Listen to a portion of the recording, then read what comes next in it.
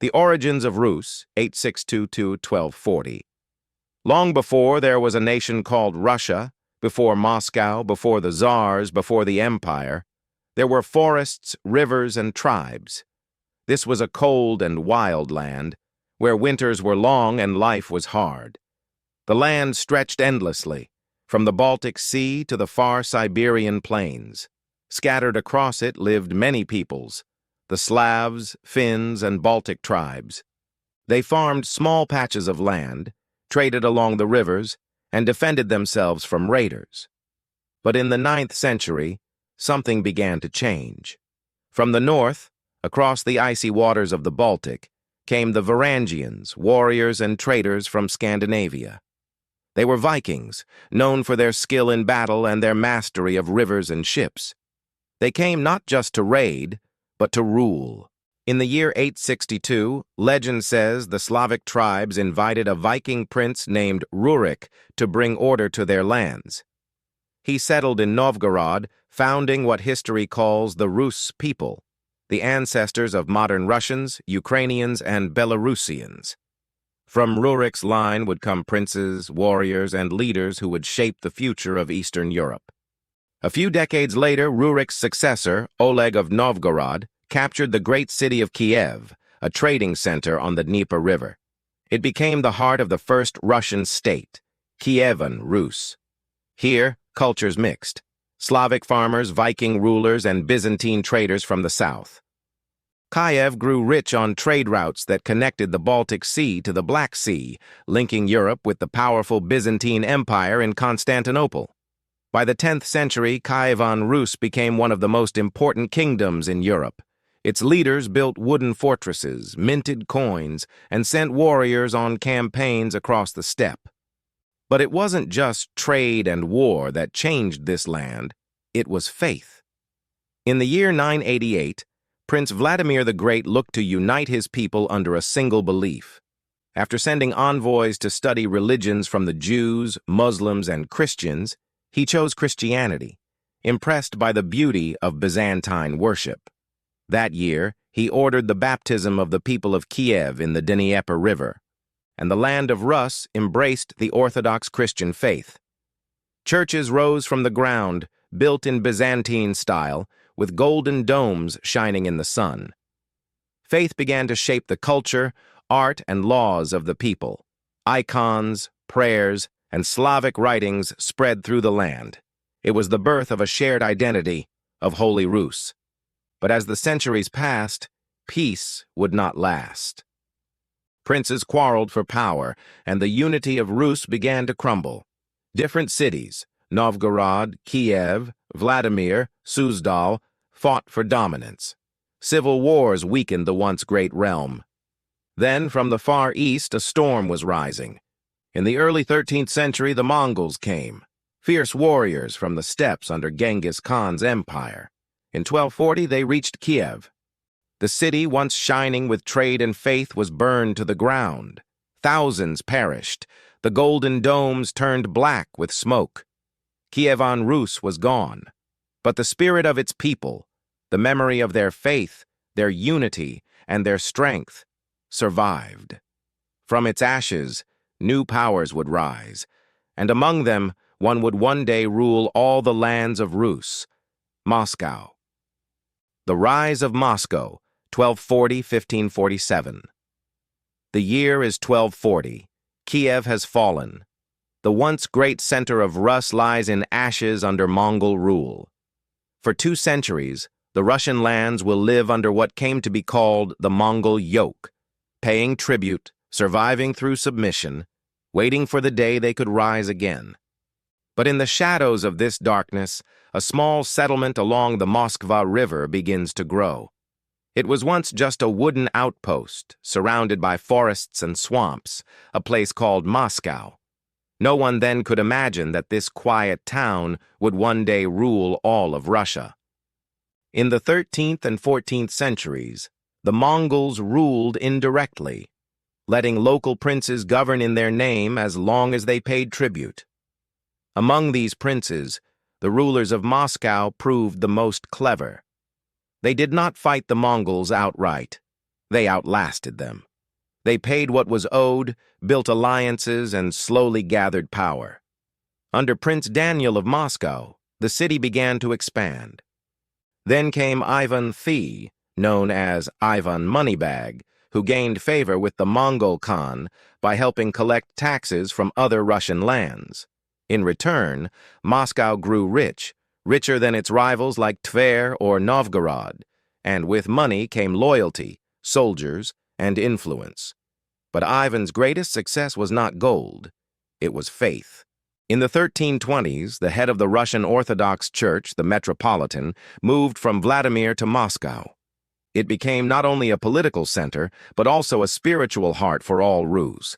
Cathedrals rose from the earth, bells rang across the forests, and pilgrims came from far and wide. The dream of unity, once lost in Kiev, was beginning to live again. As the years passed, the princes of Moscow began to call themselves Grand Princes, and later, simply the rulers of all Rus. They forged alliances by marriage, conquered neighboring lands, and united scattered territories. The turning point came with Prince Dmitry Donskoy, who dared to stand against the Mongols. In 1380, at the Battle of Kulikovo, Dmitry led a coalition of Russian princes and defeated the Mongol army on the Don River. Though the Mongols would return again, the spell of fear was broken. For the first time, the people of Rus believed they could be free.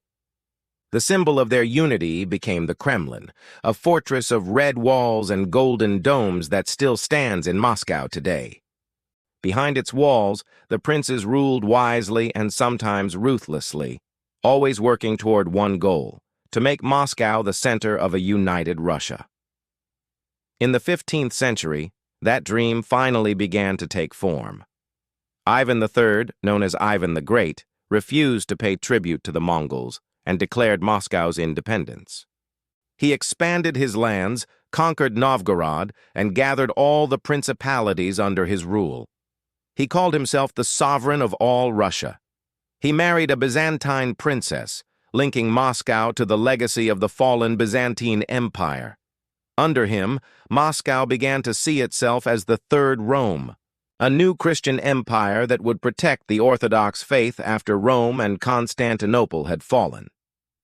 When Ivan III died, he left behind a powerful, united realm.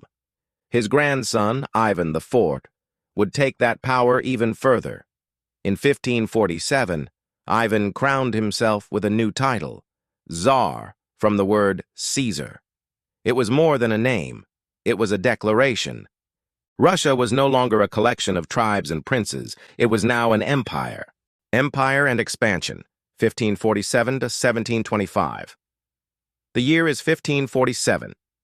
A young ruler named Ivan IV places a golden crown upon his head and declares himself Tsar of all Russia.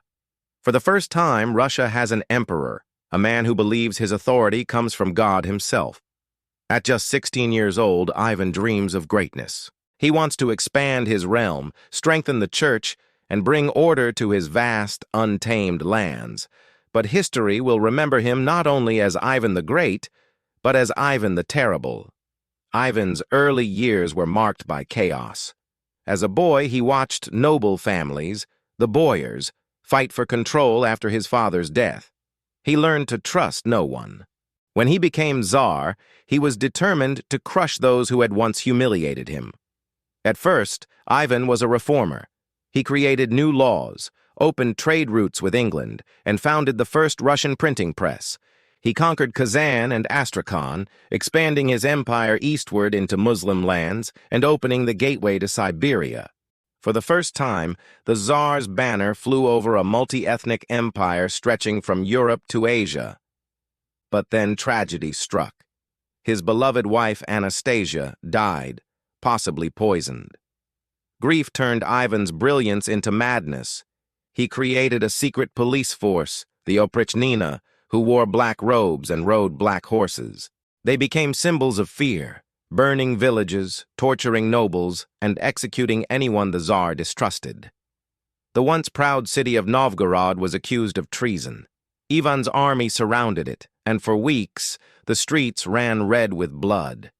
Thousands were executed. By the end of his life, Ivan's paranoia consumed him completely, and in a fit of rage, he struck and killed his own son and heir. When Ivan the Terrible died in 1584, Russia was left scarred, leaderless, and unstable. His death opened a dark chapter known as the Time of Troubles. From 1598 to 1613, famine, foreign invasions, and civil war tore Russia apart. False Tsars, impostors claiming royal blood, rose and fell one after another. The Polish army even captured Moscow, and for a moment it seemed the Russian state might vanish entirely. But amid the despair, a new family rose to restore order: the Romanovs.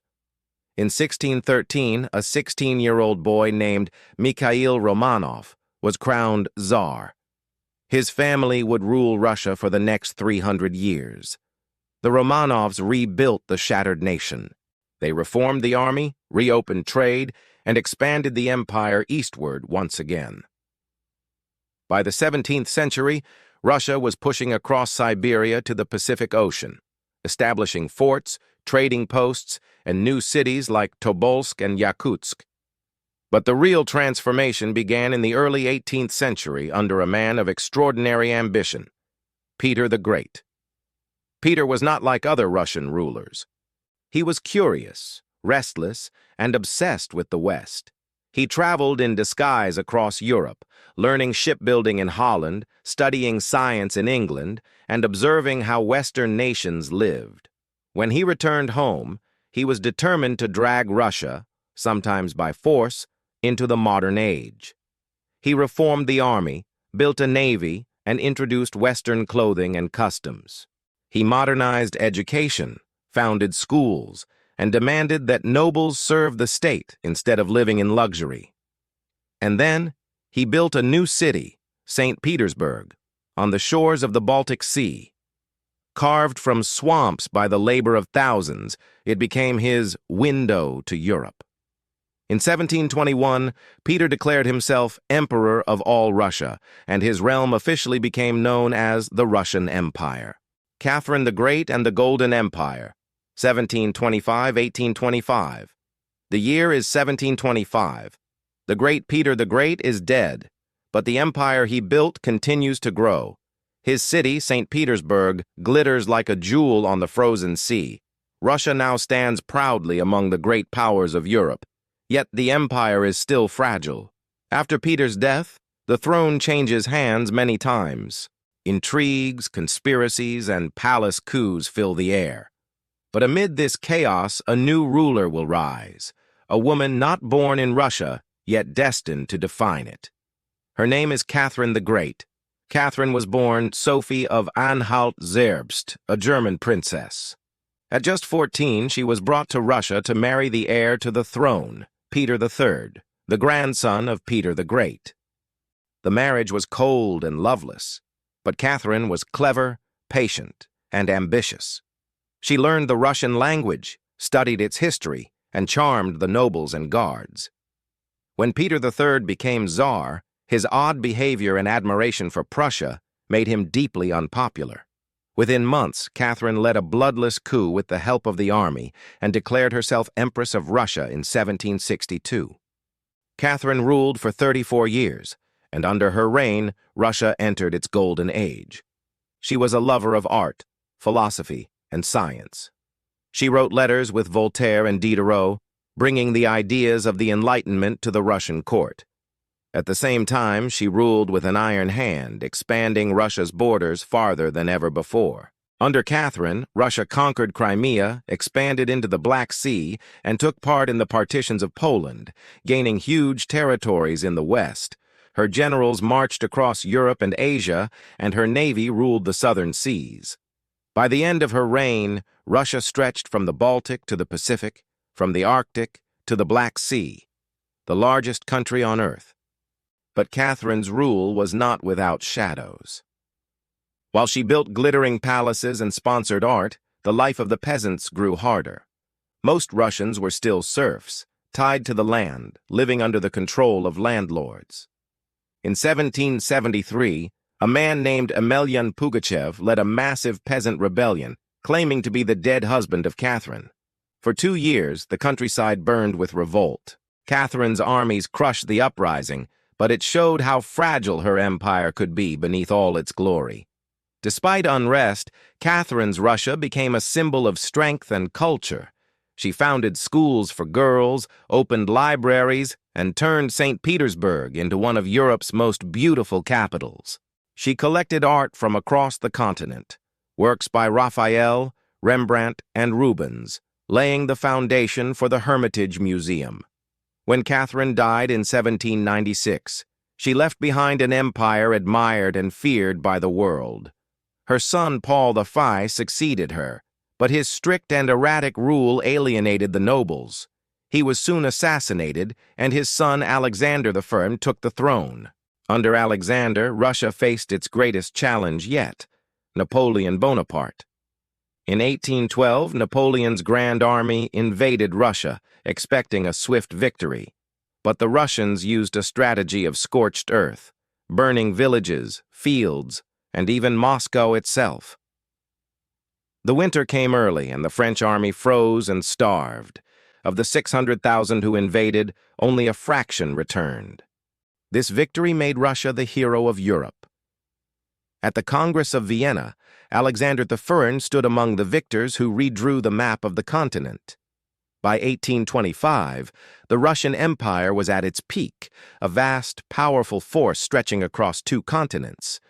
Revolutions and the fall of the Tsars, 1825-1917. The year is 1825. Russia is at its greatest size, an empire that stretches across half the world. Yet behind its golden palaces, unrest is growing. The people are tired, the serfs are poor, the nobles whisper of change. When Tsar Alexander I dies suddenly, confusion spreads. Before his brother Nicholas I can take the throne, a group of young officers, inspired by European ideas of liberty, rise up in protest. They demand a constitution, freedom, and reform. They are known as the Decembrists. But Nicholas sends his troops to crush the uprising. Snow turns red in the square before the Winter Palace. The dream of freedom is buried. For now. Nicholas I rules with an iron hand. He builds a vast network of spies and censors, determined to silence any whisper of rebellion. He calls his empire's values orthodoxy, autocracy, and nationality. But beneath this order lies suffering. Millions of peasants still live as serfs, tied to the land, owned by nobles like property. The empire grows richer, but the people remain trapped in poverty. Then, in 1853, Russia goes to war with Britain, France, and the Ottoman Empire, the Crimean War. It is a disaster. Poor roads, weak leadership, and outdated weapons lead to terrible losses. When the war ends, the world sees that the Russian Empire, mighty on the outside, is weak within. When Nicholas dies, his son Alexander II takes the throne.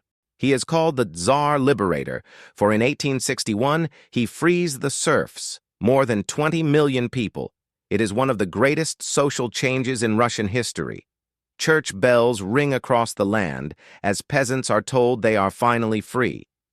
But freedom comes with struggle.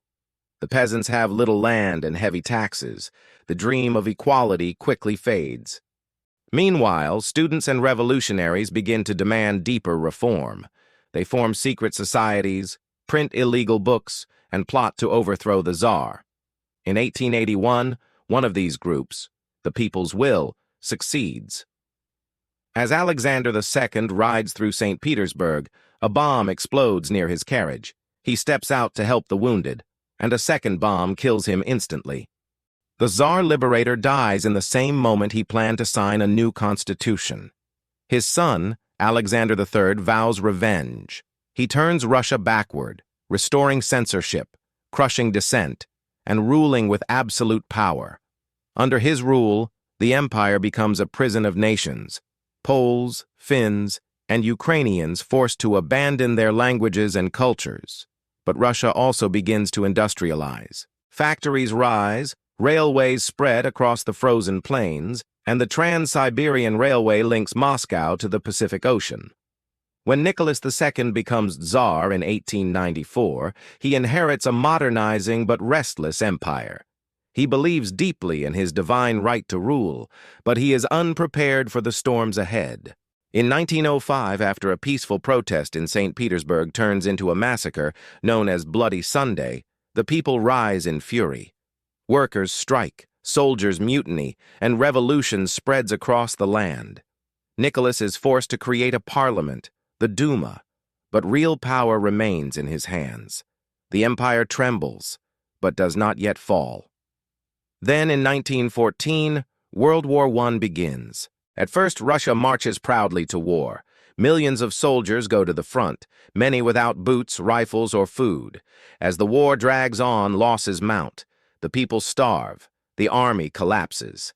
In the chaos, a mysterious monk named Rasputin gains influence in the royal court. He claims to heal the Tsar's sick son and soon controls the royal family's trust. Nobles and generals despise him. The empire seems cursed, and the people's anger grows. Finally, in 1917, the storm breaks. Workers and soldiers flood the streets of Petrograd. They demand bread, peace, and freedom. The Tsar's soldiers refuse to fire on the crowd. Nicholas II abdicates, ending 300 years of Romanov rule. The Russian Empire is dead, but from its ashes, something new and terrifying will soon rise. The birth of the Soviet Union, 1917 to 1945. The year is 1917. Russia has fallen into chaos. The Tsar is gone, the people are hungry, and soldiers are deserting the front. In this moment of despair, a small group of revolutionaries seizes power, led by a man who promises peace, land, and bread. His name is Vladimir Lenin. Lenin and his Bolshevik party overthrow the provisional government in what becomes known as the October Revolution. Palaces are stormed, red flags rise above Petrograd, and a new world begins. The dream is simple: a land without kings, nobles, or masters, a country where workers and peasants rule. But the reality will be far more complex. By 1918, Russia is torn apart by civil war. On one side stand Lenin's Red Army, led by Leon Trotsky. On the other, the White Army, made up of monarchists, generals, and foreign powers who want to crush the revolution. Villages burn. Brothers fight brothers. The old empire collapses into blood and fire.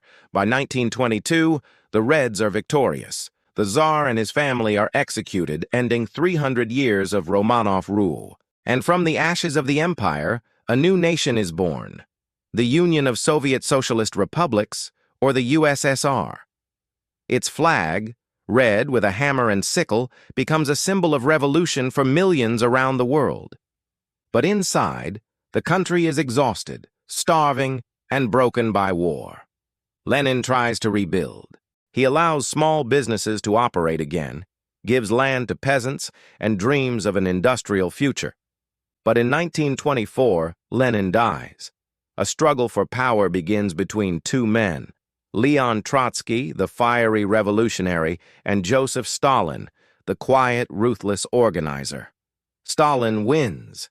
He exiles Trotsky and becomes the new leader of the Soviet Union. Under his rule, the USSR will transform from a peasant land into a superpower, but at a terrible cost. Stalin launches a massive plan to modernize the nation. He builds factories, dams, and railways. The countryside is forced into collective farms where peasants must give up their land and share their harvest. Those who resist are punished, imprisoned, or executed. Millions die in famines, especially in Ukraine, a tragedy known as the Holodomor. At the same time, Stalin purges his enemies. He arrests generals, scientists, even old revolutionaries. They are accused of being traitors, forced to confess, and executed. Fear becomes a way of life. No one is safe. Yet, while terror spreads, the USSR begins to rise. Cities grow. Factories roar with the sound of steel and machines. Education improves, science advances, and millions move from villages to industrial towns. The Soviet dream of equality, strength, and progress seems within reach. But then in 1941, everything changes. The silence of a summer morning is broken by thunder. Nazi Germany, led by Adolf Hitler, invades the Soviet Union. The largest invasion in history, Operation Barbarossa, begins. German tanks roll across the plains, soldiers march through the forests, and entire cities are bombed into ashes. The Soviets are caught off guard. In the first months, millions of soldiers are captured or killed. But the people refuse to surrender. In Leningrad, citizens starve for 900 days during the siege but never give up. In Stalingrad, Soviet soldiers fight street by street, house by house, until the German army is destroyed. By 1945, after 4 years of unimaginable suffering, the Red Army storms Berlin. The Nazi flag falls. The Soviet flag rises above the Reichstag. The cost? More than 27 million Soviet lives, soldiers, farmers, children, entire families. But victory is theirs. The Soviet Union emerges not just as a survivor, but as one of the two greatest powers on Earth. The Cold War and the fall of the Soviet Union, 1945 to 1991. The year is 1945. The guns of World War II have finally gone silent. But peace does not bring rest. It brings a new kind of battle, not with bombs or bullets, but with power, fear, and ideas. The Soviet Union stands victorious, its flag flying over half of Europe.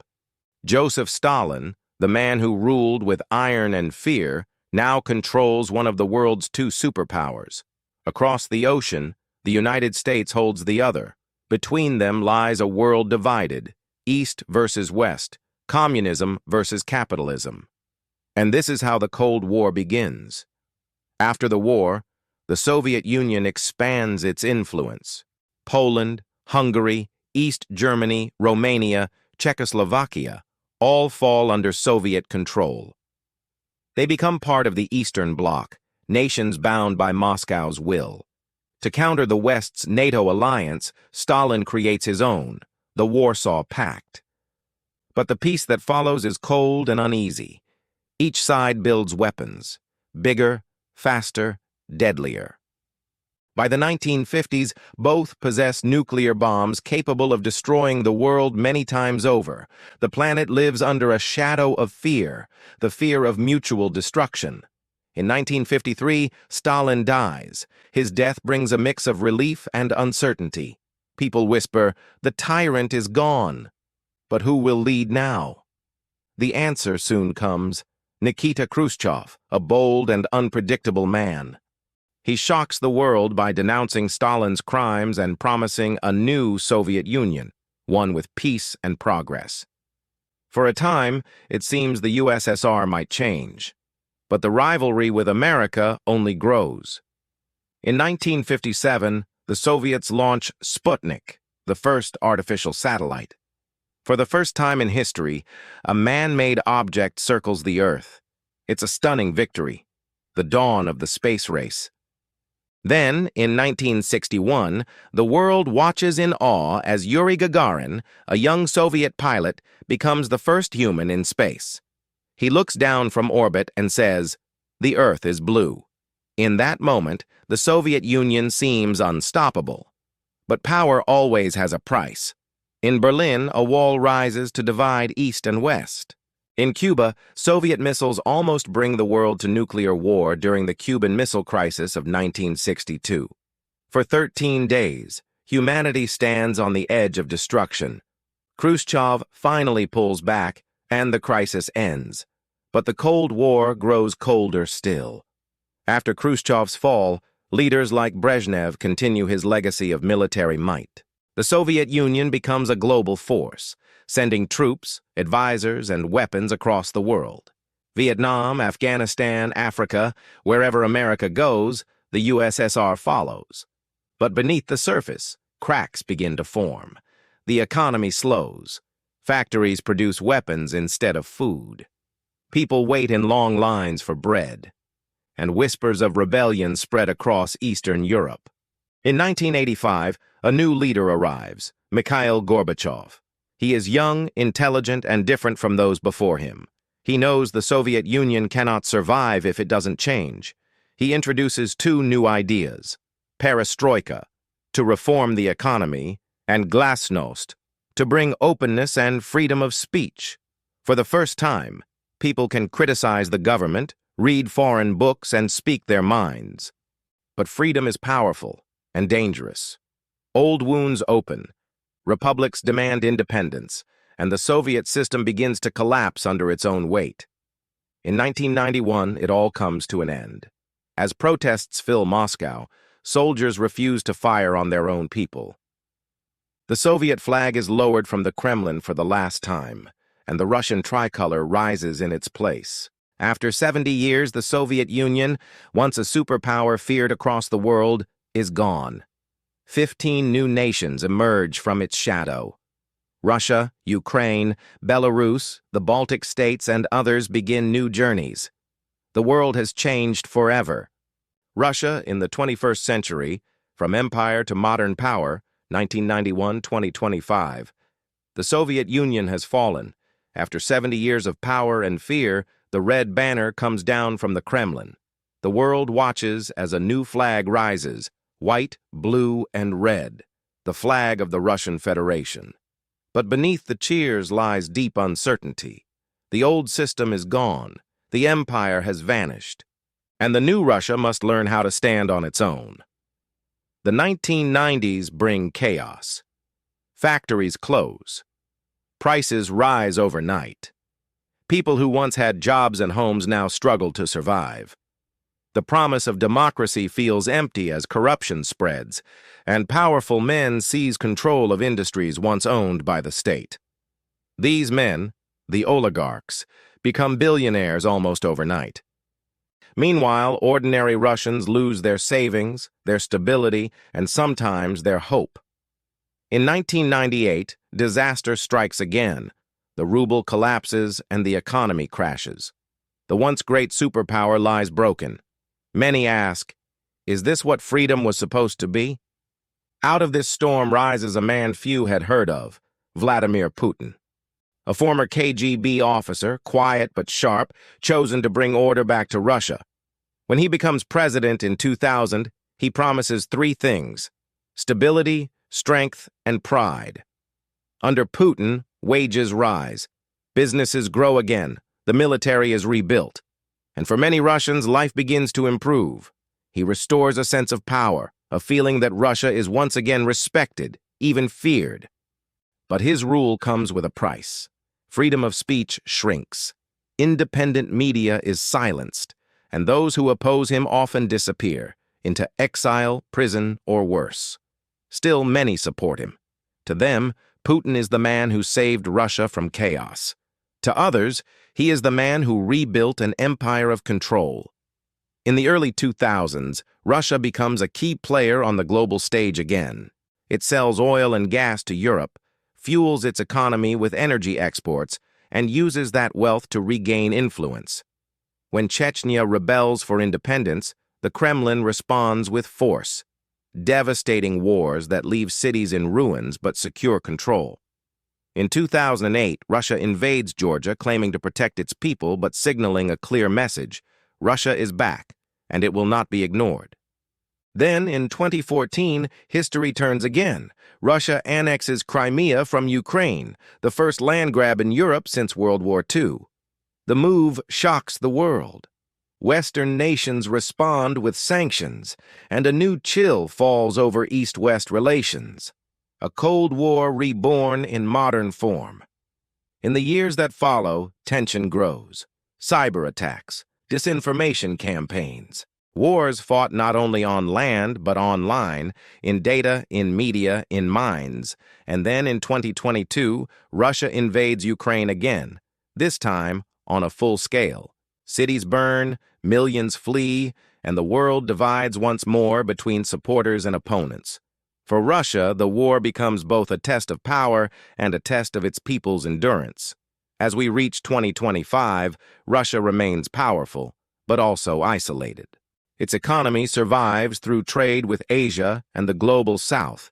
Its army fights on, though the cost is immense, and its people live between pride and pain. proud of their heritage, weary of endless struggle. Moscow's skyline shines with new towers. Technology, art, and culture continue to evolve, and yet questions linger in every street, every home. Where is Russia headed? Can it ever find peace, not just with the world, but within itself? The empire that once ruled 1/6 of the earth now stands alone, searching for its future. And though leaders rise and fall, one truth remains. The spirit of the Russian people endures. It has survived Tsars, wars, revolutions, and collapse. It will survive again,